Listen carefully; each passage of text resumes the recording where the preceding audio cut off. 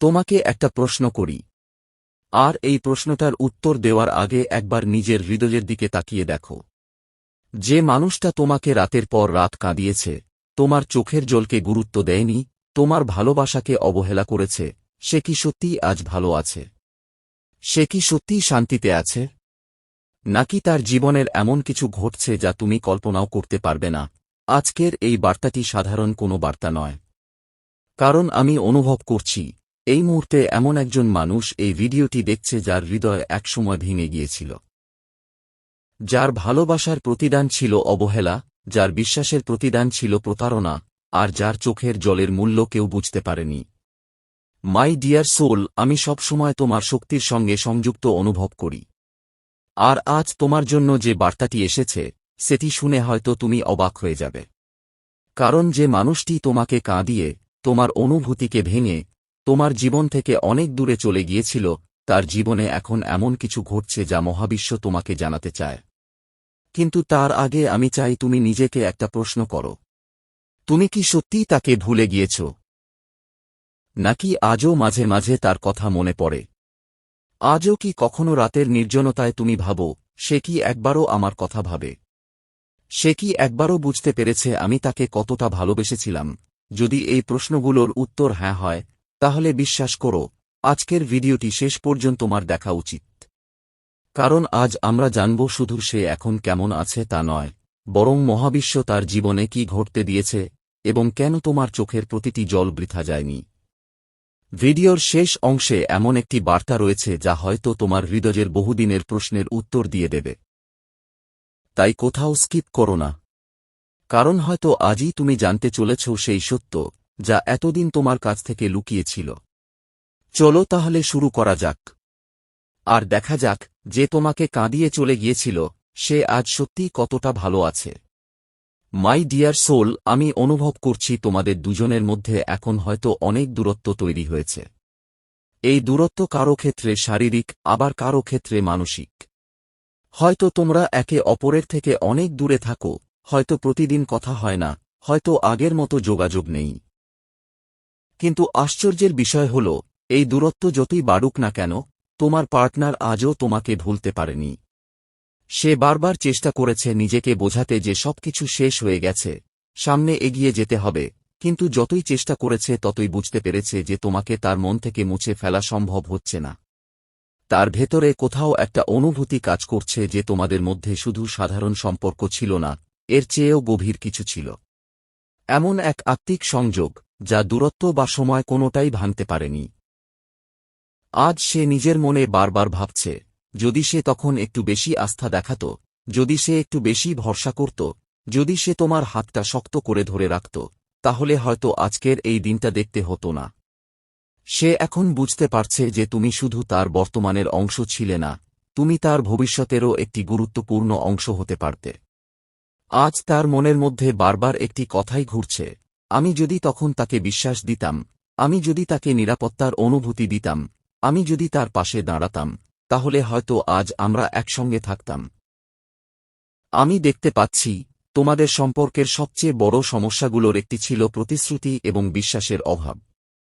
সে হয়তো নিজের অনুভূতি প্রকাশ করতে পারেনি, হয়তো নিজের ভয় এবং অনিশ্চয়তাকে তোমার সামনে খুলে বলতে পারেনি।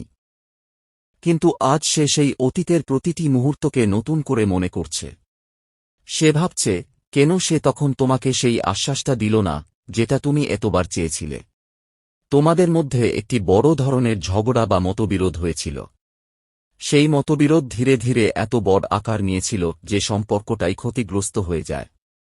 আমি অনুভব করছি, এখানে ইগো বা অহংকার একটি বড় ভূমিকা পালন করেছিল। তোমার পার্টনার হয়তো এমন একজন যে নিজের ভুল সহজে স্বীকার করতে চায় না।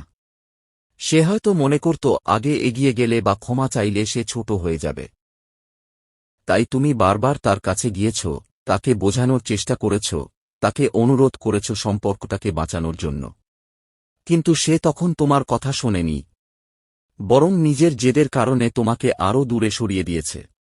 তুমি যত নরম হয়েছ, সে তত কঠোর হয়েছে।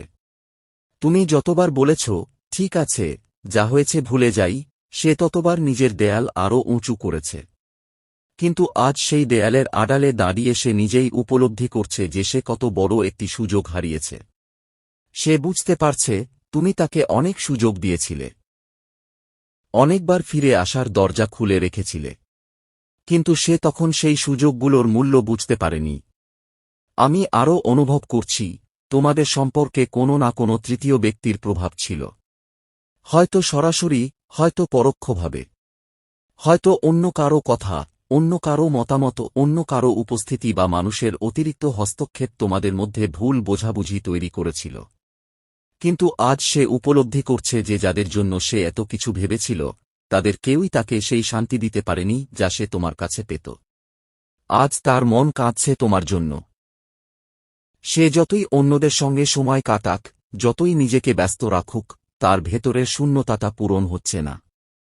সে বারবার ভাবছে যদি তোমাদের মধ্যে সত্যিই কিছু না থাকত তাহলে এত চেষ্টা করার পরেও কেন সে তোমাকে ভুলতে পারছে না, কেন এখনও তোমার স্মৃতি তাকে তাড়া করে বেড়ায়, কেন এখনও তোমার কথা মনে পড়লে তার বুকের ভেতর একটা অদ্ভুত ব্যথা অনুভূত হয়।